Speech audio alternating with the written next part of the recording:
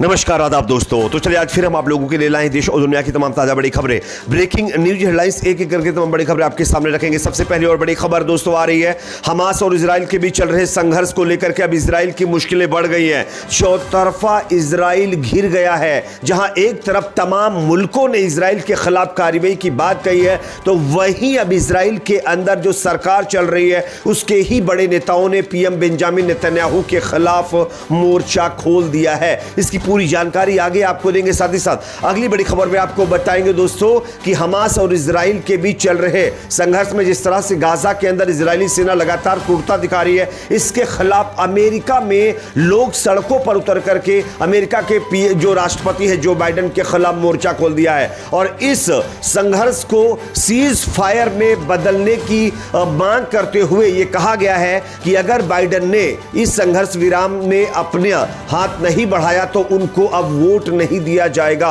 यह ऐलान जो है किया गया। साथ ही साथ खबर यह भी आ रही है कि अमेरिका के अंदर जो उनके विदेश मंत्री हैं एंटनी ब्लिंकन के सामने भी लोगों ने इसी तरह से सीज फायर का ऐलान करते हुए प्रदर्शन किया है। इसकी भी तस्वीरें हम आगे आपको दिखाएंगे। साथ ही साथ अगली बड़ी खबर में आपको बताएंगे हमास और इजराइल के बीच चल रहे संघर्ष को लेकर के अब सीज फायर पर इजराइल के पीएम बेंजामिन नेतन्याहू ने बड़ा ऐलान कर दिया है। इसकी भी जानकारी आपको देंगे। साथ ही साथ अगली बड़ी खबर में आपको बताएंगे दोस्तों फिलिस्तीन के समर्थन में भारत के अंदर जबरदस्त प्रदर्शन शुरू हो गए हैं। खबर आ रही है कि क्रिकेट स्टेडियम्स के अंदर भी फिलिस्तीन के समर्थन में नारेबाजी की गई है। इसका भी वीडियो आगे आपको दिखाएंगे। साथ ही साथ अगली बड़ी खबर में आपको बताएंगे दोस्तों कि फिलिस्तीनियों के लिए अच्छी खबर सामने आ रही है। जानकारी यह मिल रही है कि इजिप्ट ने अब फिलिस्तीन के लोगों के समर्थन के लिए एक बड़ा ऐलान कर दिया है। इसकी भी जानकारी आपको देंगे। साथ ही साथ अगली बड़ी खबर में आपको बताएंगे ब्रिटेन के अंदर इजराइल गाजा युद्ध को लेकर के घमासान शुरू हो गया है। जिस तरह से जो है फिलिस्तीन का समर्थन करने पर 2 सांसदों को बर्खास्त किया गया था, इसको लेकर के अब जिन सांसदों ने इजराइल की तारीफ की है उनको भी बर्खास्त करने की मांग की गई है। इसकी भी आपको जानकारी देंगे। साथ ही साथ कई और अहम खबरें जो गाजा से सामने आ रही है, हमारे देश से भी सामने आ रही है, वो आपके सामने रखेंगे। उससे पहले एक छोटी सी रिक्वेस्ट आपसे करेंगे दोस्तों, जिस तरह से इजराइल लगातार फिलिस्तीन के अंदर मासूम बेकसूर लोगों को निशाना बना रहा है, क्या इन तमाम चीजों को बंद किया जाना चाहिए? क्या इजराइल के खिलाफ एक्शन लिया जाना चाहिए? कमेंट सेक्शन में अपना फीडबैक जरूर दीजिए। इस वीडियो को ज्यादा से ज्यादा लाइक शेयर, चैनल को सब्सक्राइब जरूर कर लीजिए। बात करेंगे पहली और बड़ी खबर की। स्क्रीन के ऊपर मैं आपको एक खबर दिखा रहा हूं, ये खबर देख सकते हैं। चौतरफा घिरा इजराइल, हमास के बाद अब ईरानी संगठन ने की धमकी और साथ ही साथ इजराइल के खिलाफ कार्रवाई।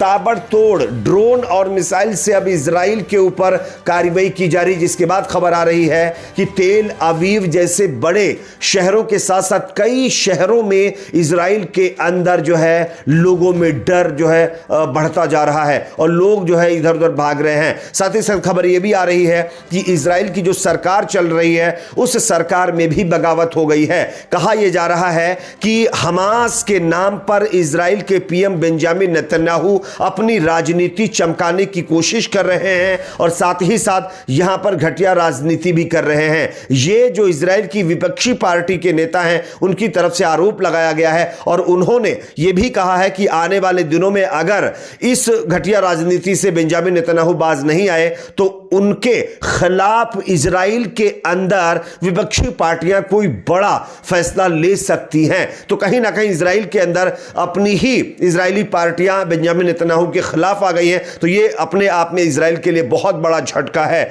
बात करेंगे अगली खबर की जो कि सामने आ रही है दोस्तों। फिलिस्तीन के लोगों के लिए अच्छी खबर सामने आ रही है। जानकारी यह मिल रही है कि इजरायली सेना की कार्रवाई में और जिन लोगों के घर तबाह हुए हैं, जो लोग घर से बेघर हो गए, उन तमाम लोगों को अब जो है इजिप्ट ने अपने यहां बुलाने का ऐलान किया है। इजिप्ट की तरफ से कहा गया है कि जो लोग भी इजरायली सेना की कार्रवाई में अभी तक चोटिल हुए हैं उनको अब इजिप्ट ले जाया जाएगा, उनका ट्रीटमेंट होगा और उनको वहां पर शिफ्ट करने की तैयारी शुरू हो गई है। साथ ही साथ खबर यह भी आ रही है कि अमेरिका की तरफ से अब 60 ट्रक मानवीय सहायता भी अब गाजा में भेजी जा रही है। तो ये इजराइल की कार्रवाई के बाद फिलिस्तीन के लोगों के लिए एक राहत भरी खबर सामने आ रही है। साथ ही साथ अगली बड़ी खबर दोस्तों आ रही है अमेरिका से, जहां पर हमास इजराइल के बीच चल रहे इस विवाद को लेकर के जबरदस्त प्रदर्शन शुरू हो गए हैं। जानकारी यह मिल रही है कि अमेरिका के राष्ट्रपति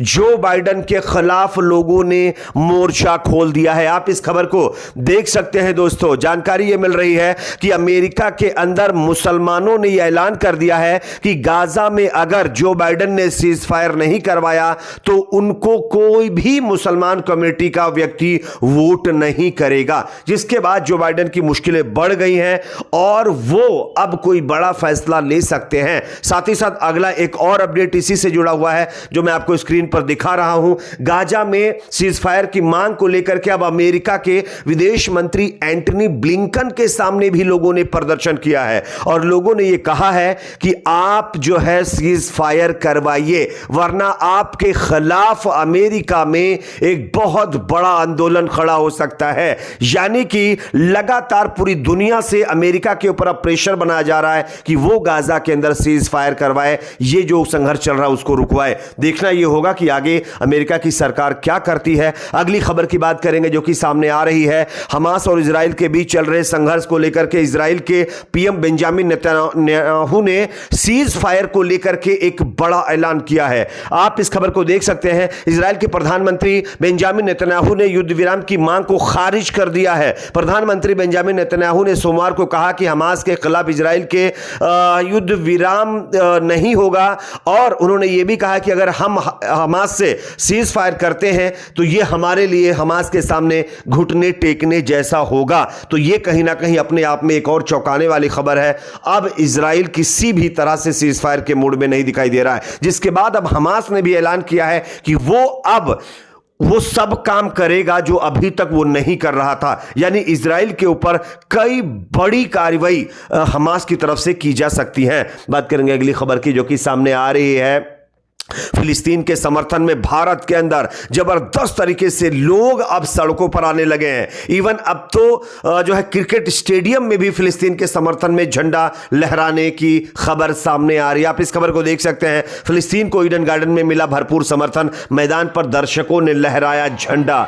यानी कि पूरी दुनिया के साथ साथ भारत के अंदर भी अब फिलिस्तीन के समर्थन में लोग जो है झंडा फहराना शुरू कर चुके हैं। अगली खबर की बात करेंगे जो कि सामने आ रही है ब्रिटेन से, जहां पर दो सांसदों को एक तरह से फिलिस्तीन के लोगों की आवाज उठाने पर जिस तरह से बर्खास्त किया गया था उसको लेकर के अब बगावत हो गई है। आपको मैं खबर दिखा रहा हूं, आप देख सकते हैं। ब्रिटेन में फिलिस्तीन का समर्थन करने वाले मंत्री हुए बर्खास्त। विवादित टिप्पणी करने वाले सांसदों को भी अब निलंबित करने की खबर सामने आ रही है, जिसके बाद जो ऋषि सुनक है उनकी मुश्किलें बढ़ गई हैं। तमाम सांसदों ने यह कहा है कि अगर हमने फिलिस्तीन का समर्थन कर दिया तो आपने हमें बर्खास्त कर दिया, लेकिन जिन लोगों ने इजराइल का समर्थन किया है उनको भी बर्खास्त करिए। यह मांग करते हुए कई सांसद अब सड़कों पर आने के लिए तैयार हो चुके हैं। अगली खबर की बात करेंगे दोस्तों जो कि सामने आ रही है यहां पर सीहोर से, जहां पर बीजेपी को जबरदस्त झटका लगा है। आप इस खबर को देखिए।